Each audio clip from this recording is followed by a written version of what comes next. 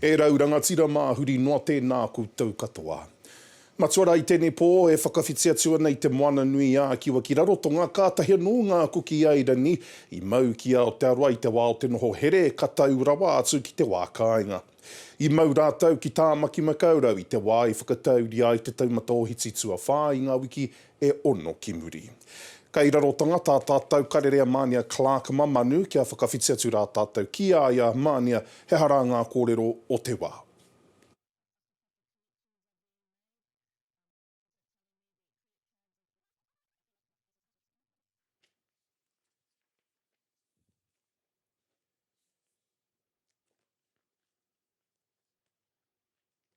Kāti e raruraru ana tā tātou hono ngātu ki aia I tēnei wā. Ko tahi anō te tūroro ma te korona hou, ko tahi anō hoki ko atūpono pāngia te whakapuakitanga mai a te manatū hauora I tēnei rā. Rāua tahi kei te whai pānga ki te wharetia ki kaumātua, hōhi pera hoki o St. Margaret's I tāmaki makaurau.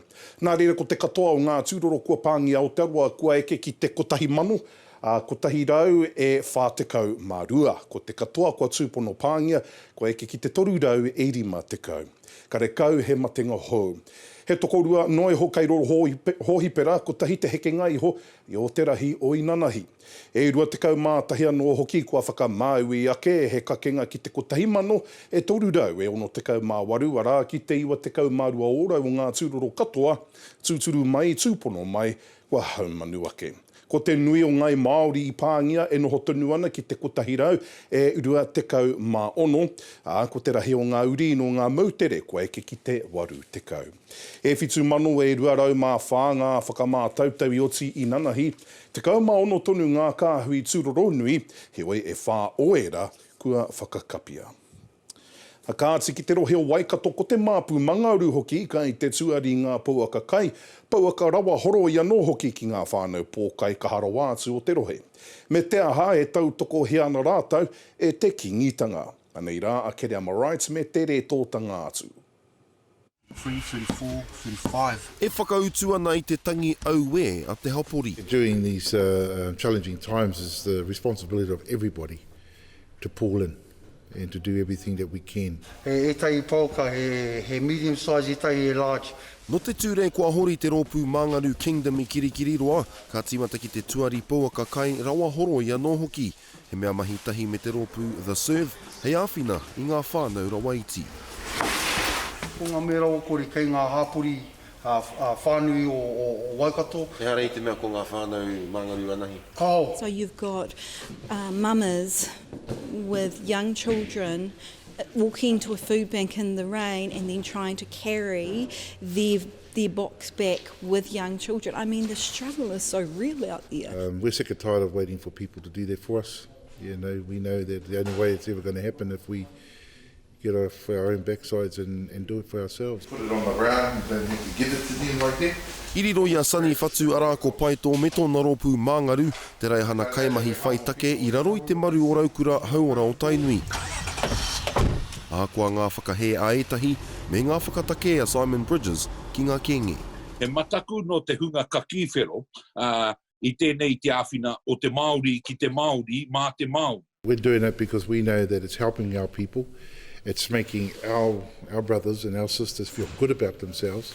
Moho anei, neke atu I te rima arau ngā whānau kua whai pouaka, a hei tā rāna huata, I ohorere etahi. E tai ka tūmeke, ka tūmata kuru I roto I te āhuatanga, engari whai muri o ko te harikoa.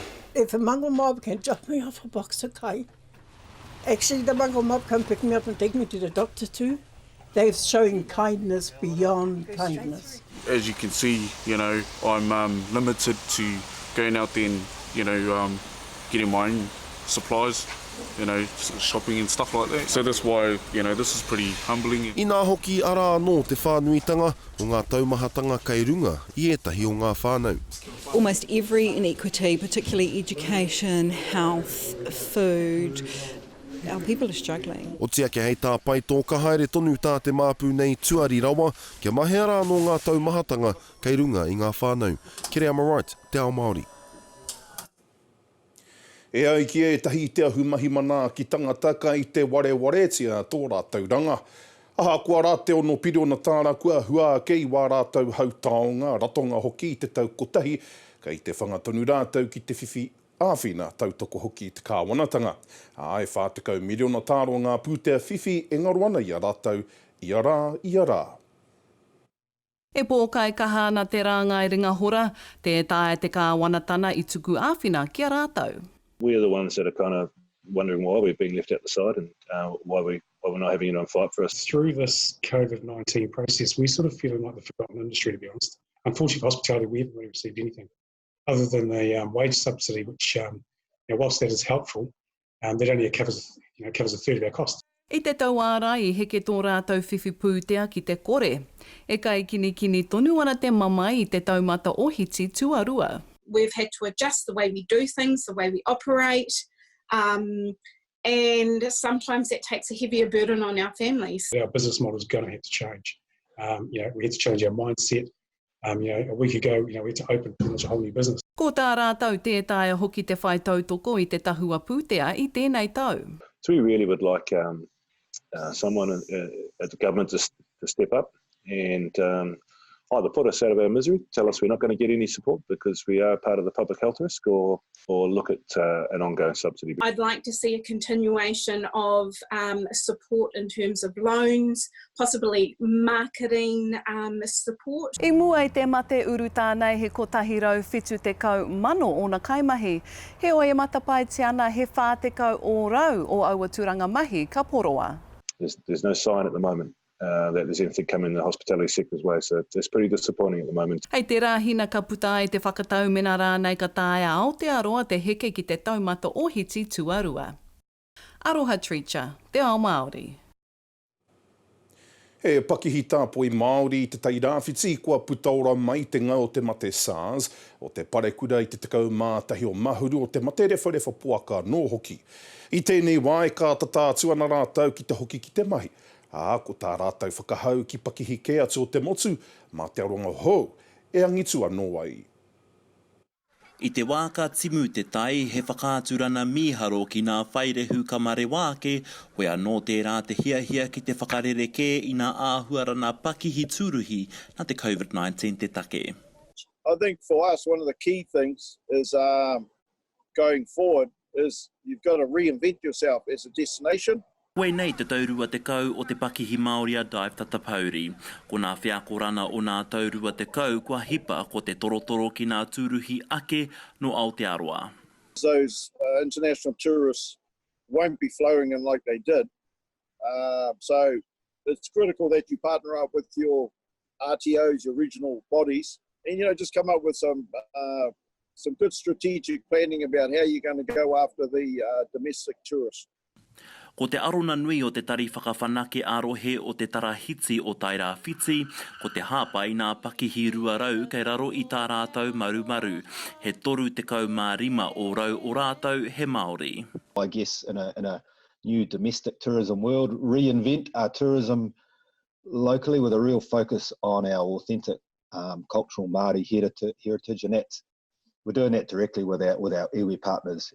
He pena pūtea hoki te mahi o te tarahiti hei awhi I nā rōpū hapori me nā pakihi kia whai rāno rātau he hua I roto I nā wātau maha. One of the things the Trust has been doing has been developing a regional wellbeing framework, He Tohu Ora, which is going to be our framework going forward for the Trusts. It's all big, wide open spaces, so we can meet the criteria laid out for the spatial awareness type thing. And that's about reassuring your visitor that they're going to be safe. Ahakoa he nui tonu nā pātai mo te oranga tonu tana o te ao tūruhi I Aotearoa, he nui nā hiahia o te huna no Aotearoa ki te toro atu kia Dive Tatapauri. I nā hoki he nui nā mātaurana hei kapuake mai nei tamariki tapua tangaroa I te ika a Māui. Taro Black, te ao Māori.